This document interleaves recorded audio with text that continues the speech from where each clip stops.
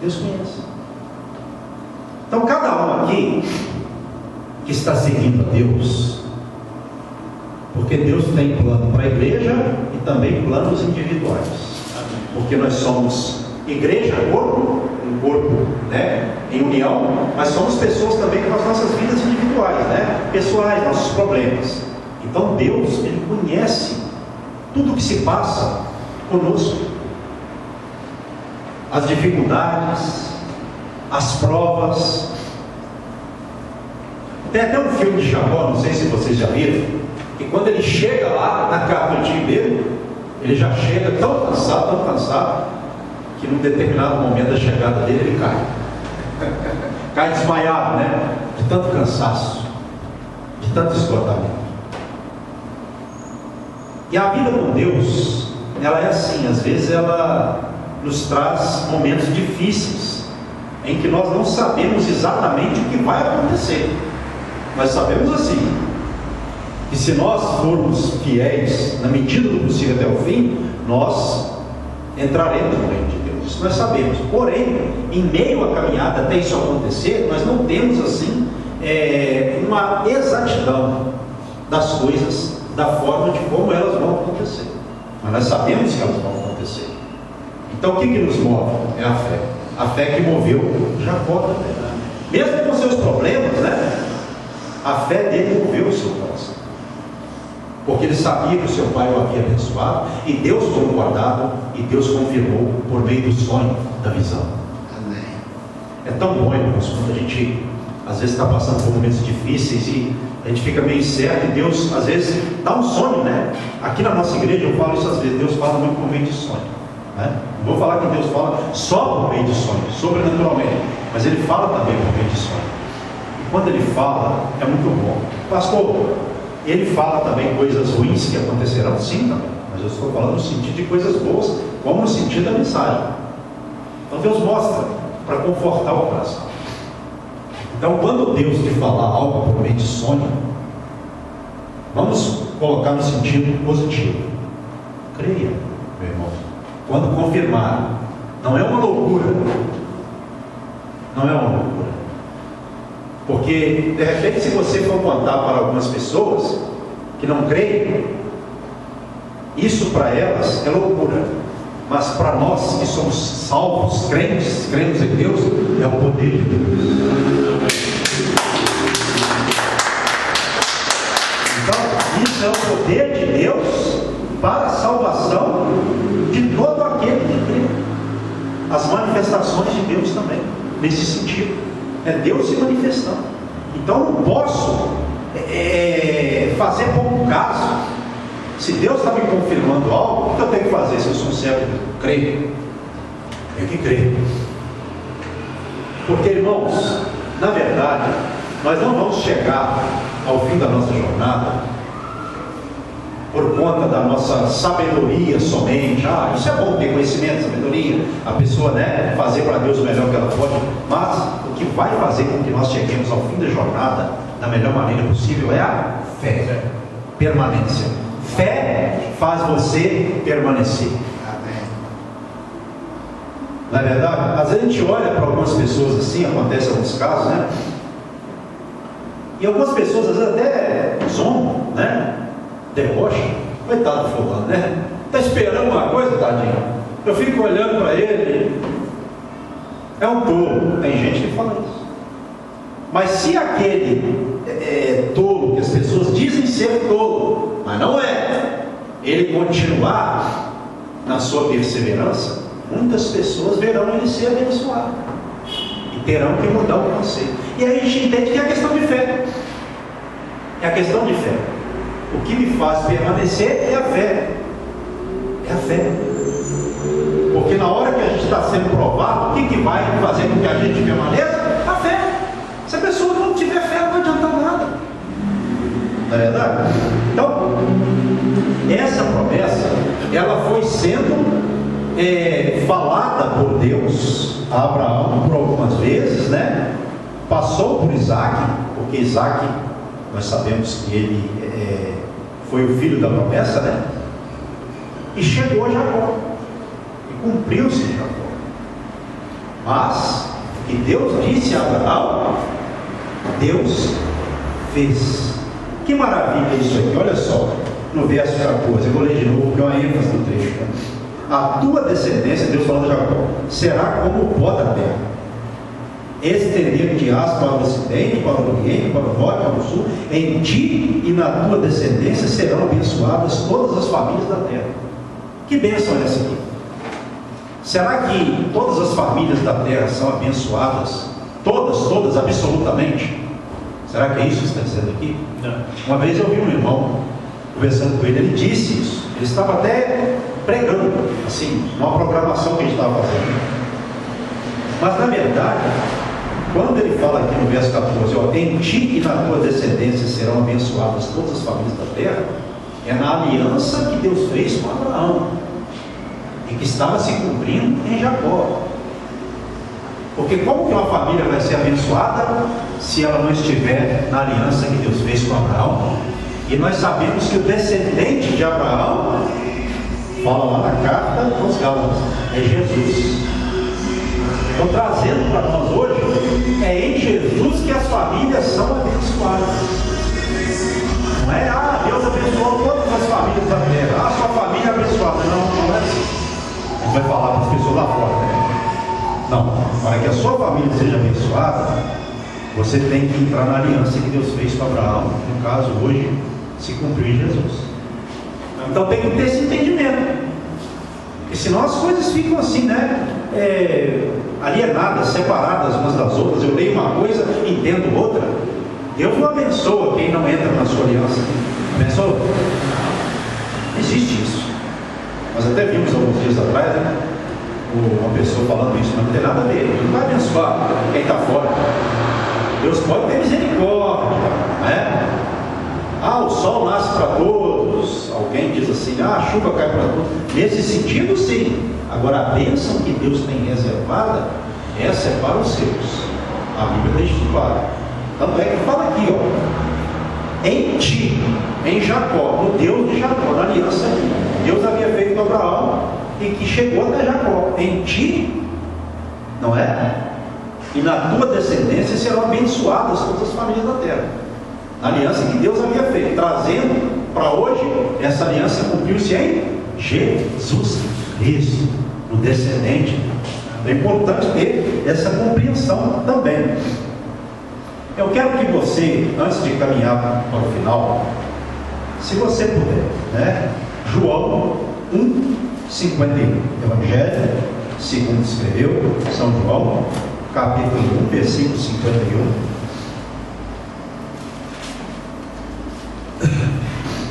Lá no trecho de Filipe e Natanael, uma coisa maravilhosa aqui que traz à memória essa visão de Jacó que Jesus disse, né?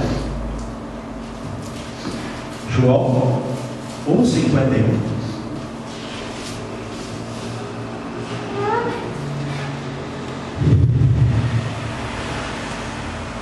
Diz assim: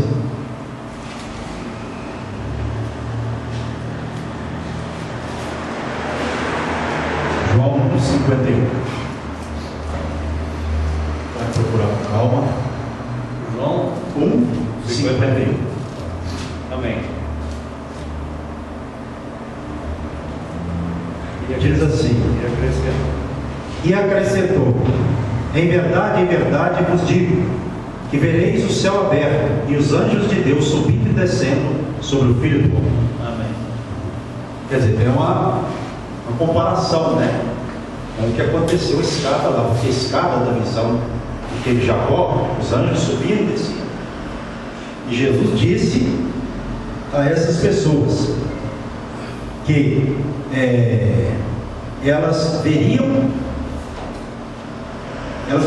o céu aberto e os anjos de Deus subindo e descendo sobre ele, Jesus. Jesus se tornou a escada, né? Exatamente, é isso. Então Jesus se tornou o caminho entre o homem terreno e Deus que está no céu. E a Bíblia fala, ele mesmo diz, que ele é o caminho. Quando você vai para João 10, se você puder, ele mesmo Evangelho, Maravilhoso isso aqui também. João 10, versículo 9.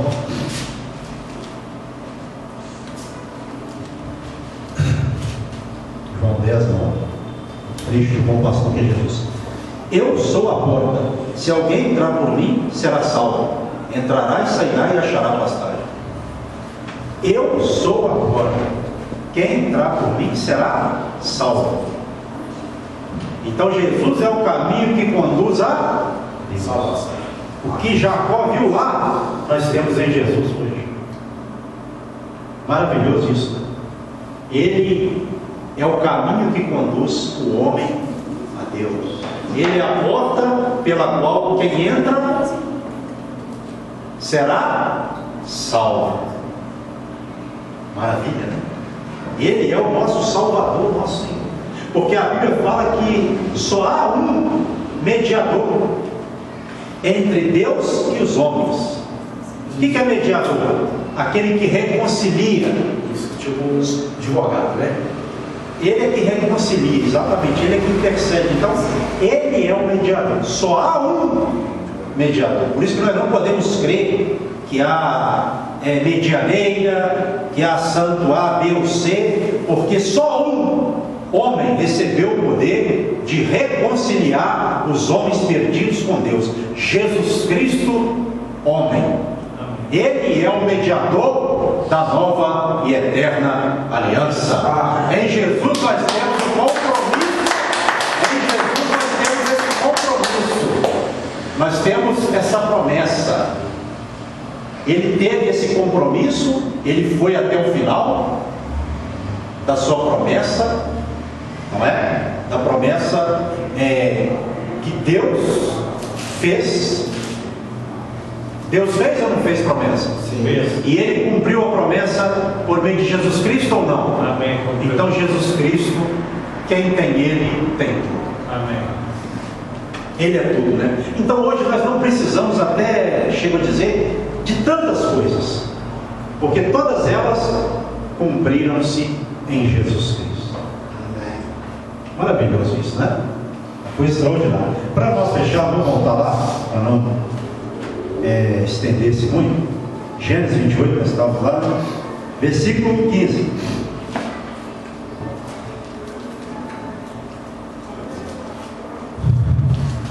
Gênesis 28, versículo 15 em diante.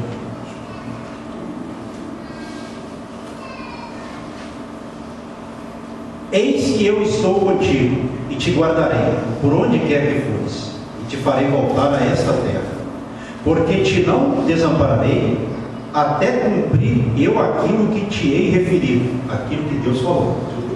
Então isso aqui é importante, mas Deus confirmou: eu não te desampararei até cumprir em sua vida aquilo que eu falei. O que ele precisava mais do que isso? Nada, né? Uma palavra dessa. Precisava da fé, né? Está vendo como é Deus? Deus não sai, meus irmãos, do pacto que ele faz com os homens, não. Os homens podem sair, Deus não. Lembre-se disso, filho. Lembre-se disso, irmãos. Deus não quebra a aliança que ele faz. O homem quebra, Deus não.